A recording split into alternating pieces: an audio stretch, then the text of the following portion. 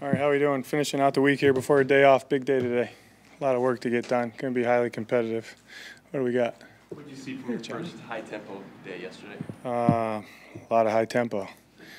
Physical without pads on. But good execution, good back and forth. Practiced the right way for the most part. So we pointed that out last night. Got to always continue to clean that up so we stay safe. But I like where they're at on the installs, the retention, the execution of things. Long way to go, but I like where we're at kind of moving to our first week here. Starling Thomas was out there for a lot. What have you seen from his growth throughout the offseason to now? He's just more confident, I think. You know, he maximized his reps. He's learning from his reps, a lot of game reps last year. Coming in here late, you know what I mean, right at kind of before the forced game there. But he's doing good. I think he's more comfortable with what we're asking him to do. He's comfortable with playing the techniques that what works for him, but fitting him into what he needs to get done for the defense. So I think the game's slowing down for him mentally, and in turn you see what he has in his body show up a little bit more. On a personal level, what has he been able to bring to this locker room? For me is he loves to practice, play, meet. He's always got a positive attitude. Keeps the main thing the main thing. He's a very serious person, which I love. He's serious about ball, man, and improving his game. With everything that Keytrell went through last year, did it benefit him? Did he get something out of the ups and downs? Yeah, I think, you know, just like anybody, like good play, bad play, it's how you respond and what you learn from it, and then how you grow from it. And up until this point, I'm very enthused about what Keytrell is doing, because he took it the right way, took it on the chin, saw the good, saw the bad, improved his game, and he's out there competing. Have you guys decided how much Kyler will play in preseason? Kind of an ongoing talk all the time. How important is it to have a veteran leader in the locker room like Kelvin Beachum, who probably doesn't love his role but accepts it? Yeah, I think you talked to Beach about his role. He's very comfortable with his role, I think. You know, obviously he wants to play, but he understands his role on a team, and he helps me a lot. He's one of the sounding boards for me, an older vet that's been through a lot of different ways to do things. And if I change something and I think it's for the betterment of the players, I'll ask him, kind of have him co-sign off, and sometimes he brings up a point of view that I didn't think about. And we'll do something a little bit different. But I value his experience and his opinion. He's a team-first guy. So you know that he has the best interest of the team at heart when you ask him questions. How and when did you discover that he's kind of good for that role, I guess? I mean, talking to him, you know what I mean? I think, you know, I mean, what is he in, 13 years now? He's played a lot of football, you know what I mean? And he's seen a lot, he's been through a lot. Just probably talking with him. Some guys aren't accepting of that role, and they either go to another team or they hang it up, you know what I mean? And that's cool. But, you know, he knows that he's got to be ready to go in and play immediately, so he prepares like he's the starter. He competes like he's competing as the starter. That's what I love about him. So he's done a really good job. So you would ask him just, for example, like change to the practice schedule or just anything or those type of things you would go to him? Mm-hmm. There are a handful of young cornerbacks who get some work with more of the safety position groups. What is the thought process? What is the benefit of exposing younger players to multiple spots? Well, I always say if you have a jersey on game day, what can you do? What you're seeing and what you're talking about, Dan, is a good question. Some of the structures that we play, those guys end up in the safety position. But I think that, you know, it kind of goes back to what I first said is, you know, what role can you play on game day? You know what I mean? Our starters typically got to be able to play multiple spots. The backups typically got to be able to play multiple spots. You know, and then you look at if you have the, you know, the known. I said it's a known unknown, but the known is injury in the second quarter. What's the best way to configure what we're trying to do to defend the other team? I'm talking about defense, obviously. Offense, the same thing. So I think especially on defense, You can be a little more creative with how you do that, but you got to train them the right way too. So, and how we train those guys with multiple positions, everybody's different. Because I know you guys will probably ask me about that. It's a great question. That truly is, everybody's different. Like, you know, from a first-year guy to a second-year guy to a fifth-year guy, to, you know, where they're at in the scheme and the defense and what we're asking them to do. And typically, you don't want to ask guys that, you know, maybe don't have the skill set to do something else, but you might need them to. So it's trying to balance all those things. You talked about the quarterbacks, Nesbitt and Clayton, about how you want to see them work with the ones and the twos, and you're not going to tell them.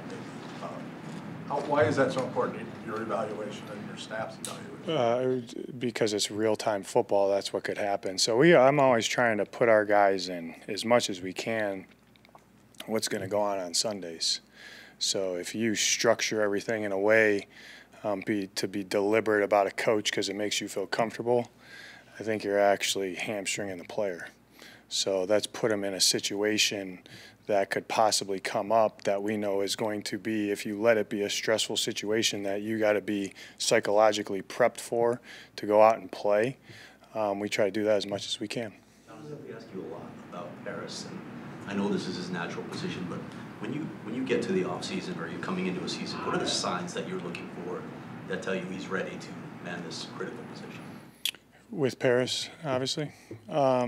Just his talking with him, honestly, going through a year with him, knowing where he's at mentally, physically, what he ultimately wanted to do. A little bit of that went into it, and I think it's going to be the best thing for the team. So when that matches up, it's easy. Whew. There's kind of a football cliche that running back is a position that might be one of the easiest to transition from college to the pros and be ready from day one. Is that a fair, narrative there, or do you think that can be as difficult as anybody else? I mean, everyone has different opinions on what translates. I don't know, I sat in a meeting last night and the running backs were getting grilled out for being 6 inches off on their track. So, if it's an easy, well, just line up left and run right. It ain't that easy. Anything extra you got to say to Will or Mac after their? No, talk to them both. They're good to go. We were talking yesterday about having an open door policy. You said, if you shut the door, you'll be able to get all your work done like in an hour. How long, like an hour's worth of work, how long does it take you to do it? Hopefully less than an hour. Hopefully an hour. You know what I mean? I'm actually kind of my focus window isn't as great as other guys anyhow, so it might actually help me. There's certain things throughout the week that guys kind of know. They have enough emotional intelligence that they want to come ask me something. They kind of look at what I'm doing and we'll just kind of turn around. But when you're the head coach and people come up and they need to talk to you, I think you need to make time to talk to them. Back to the rookie running backs, what are you evaluating over these next few weeks from Trey? What do you want to see from him? Consistency, just like all our rookies. Can you do what you're coached to do on a consistent basis? And then, when we put on pads and we get into preseason games, what that looks like when it's full go. When guys are tackling you and we try to take the ball off ball carriers in practice, but it's just a touch different when you have the element of getting smacked. That's what we'll be looking for. This is a combine meeting with you guys or his top 30 visit. Trey? Yeah. Awesome. He's quiet, but he's a very serious person. He's smart. He understands the game. And what I love about him, he's a very serious person. I try to joke around with him at times, and he doesn't. Kind of pisses me off at times. But he's committed to doing everything he can. He's just like taking it all in. Oh, like we have this, we have this, we have this. That can help me in this area, that area. And Autry does a great job with those guys, how he teaches them and he breaks it down, makes it so easy. And it's not easy. But he's committed to being the best player that he can to maximize himself. How do you envision him and the rest of that running back room complementing what James does? Yeah, I think as roles start to get defined, we'll figure it out. But just take it day by day. Is Psycho getting to the point where he might be able to compete actually? Yeah, we talked about it the last time you asked it in the spring. Howard, yeah, he's absolutely competing. He's a multiple position guy too. You know, he kind of got 3 positions at tight end.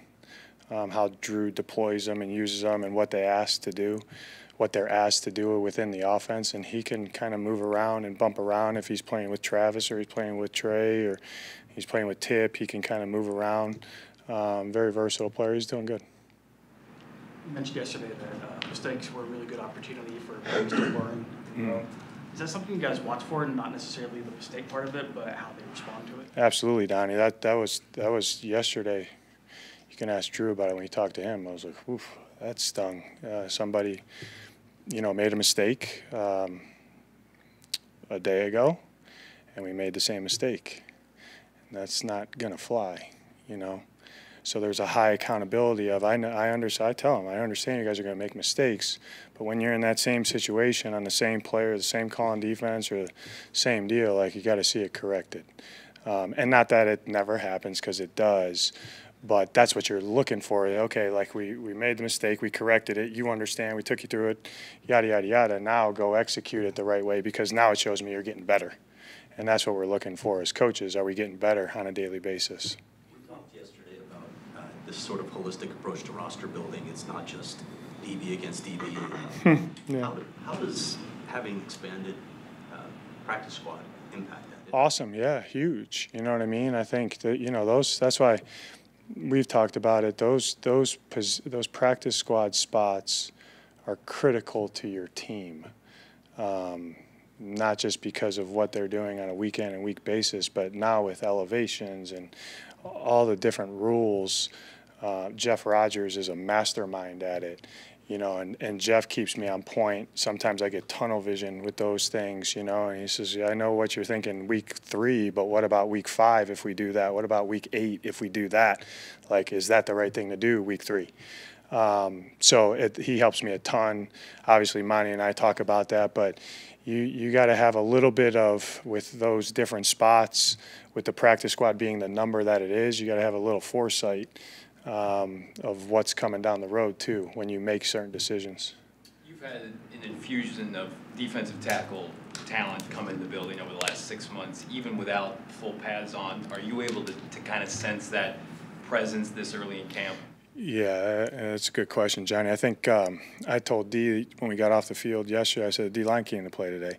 The people that we've added and the people that were here last year, like, let's not forget about Dante and Roy, but, you know, KT, rookie, as I call him, Bilal and JJ, they all have a certain attitude, swagger, different skill set. LJ coming back. It's a good room. It's a highly competitive room, but I just feel like the new pieces added, I think, elevated the mindset of what needs to get done with that group for the defense and the team to have success.